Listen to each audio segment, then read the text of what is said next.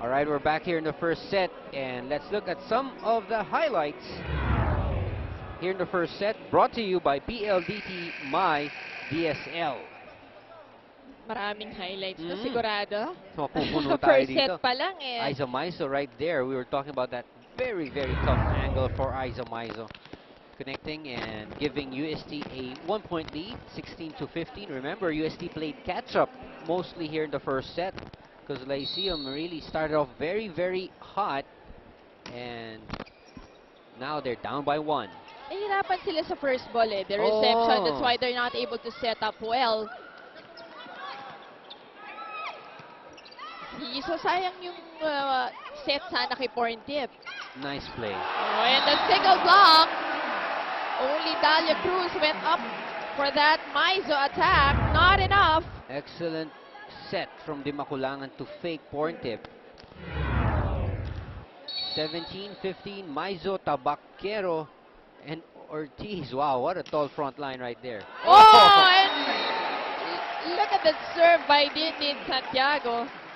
Beautiful. Oozing with talent.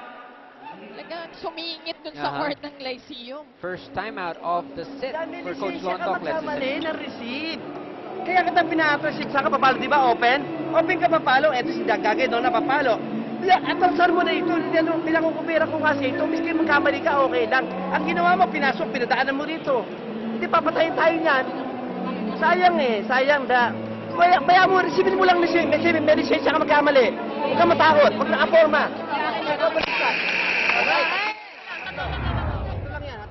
Look at Din Santiago. Look at this serve. Good point si Coach Emily. When in doubt, mas maiging kunin mo na kesa pabayaan mo pumasok, right? Kasi nandun lang sa halos sa side niya eh. Yeah, So sabi niya, di bali ka na mag-camera, basta kunin mo. that's right. Kesa ganun, easy point. Yeah, sabi nga ni papatayin tayo ng mga yan. Nice. This is a better reception.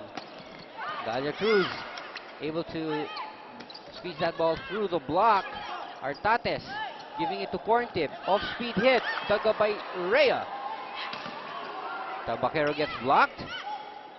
Back set. Oh, nice set from Maizo. Good thing Artates was right there. Oh, still a safe ball. Long rally right here. Another one to Dalia, and this time, using Ortiz gets that point. Dalia Cruz always effective from that middle attack position. Katulad nun, no, naka-tatlong rotation si Porntip doon, pero hindi nila masyadong na-maximize. Although, nandun naman si Dalia Cruz, naiwan pa dito sa front line. Now, Maizo with 2 attack points, Tabaquero with 3, and in the reception, Tabaquero with 2 points, and what a dig from De La Peña. Cases, dug up well by Carolino. Oh, and again, Tabaquero just nailing that open hit. Just nailed that one. That deserves a second look. Look at that snapping of the wrist.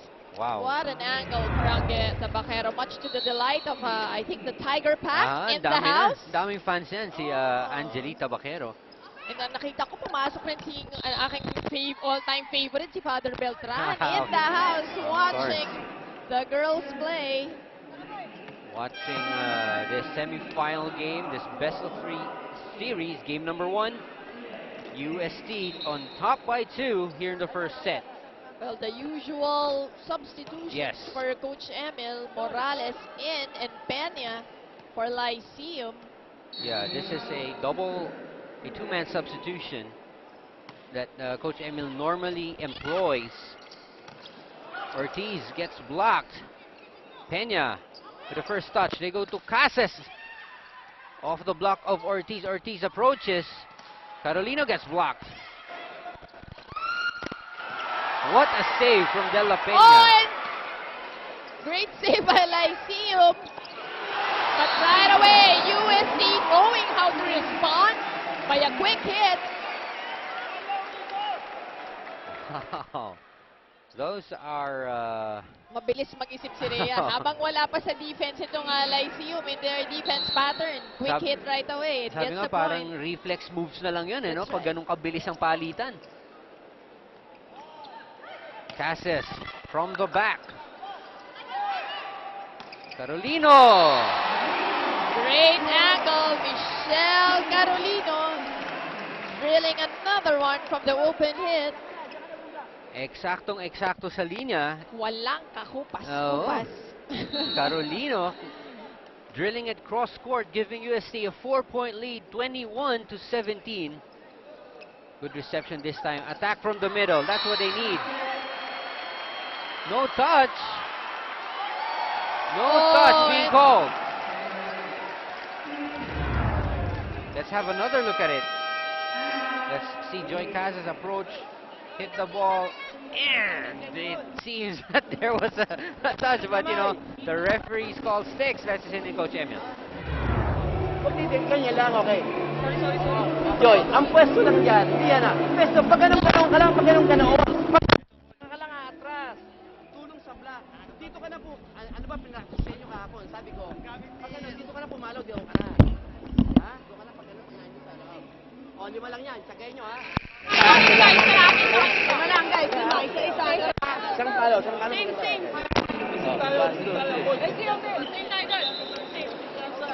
Tingnan mo still vision, labot na yung kamay eh. All right, Coach Emil still asking for that call, that touch from UST. I'm Ian Laurel with Mozi Ravenna, and at courtside is Ivy Remulla. Again, folks, this is game number 1 of this best-of-3 series between UST and Lyceum. Oh, Dalia Cruz. Dalia Cruz keeping Lyceum within range. Dito with yeah. USC, only a 4-point lead now for UST. You see, if Lyceum starts off with a good reception, Yun eh. the plays follow. But without it, it's going to be very hard for them. That's right. That's just What saved a by save. Joy Casas. Ooh! Ballet in the air. And Joy Casas was smart enough to just you know, with a closed fist, keep it in Siya lang talaga. ang pwedeng gumawa Gawa nun. Grabe ang hang time ni Joy Casas. Kaya yung vertical leap, ibang Grabe. klase. And yung balance niya after. Dalia Cruz with a serve. Oh, and that was so well read by Casas and Guliman. Ito, kung merong Mighty Bond block, isa na tong block na to ni Guliman. This is our Mighty Bond block. This block brought to you by Mighty Strong, Mighty Fast, Mighty Bond. It's USD's turn to call a timeout. That's in Coach Chat. Pagkaling doon si Micah, angat mo konti. Masyado mababa yung pag ganun kabilis, madidelay siya. Angat mo konti. Pero yung galing sa normal na, ha? Micah, diskarte lang pag ano. Last 3 tayo, last 3 yun. Diskarte. Ayan. Para mahiwalay kasi pinupokus yun. Equick lang, equick. Equick, pag binigyan ka ng equick, kabigin mo dito, pag single block. Ha? Katumba, okay?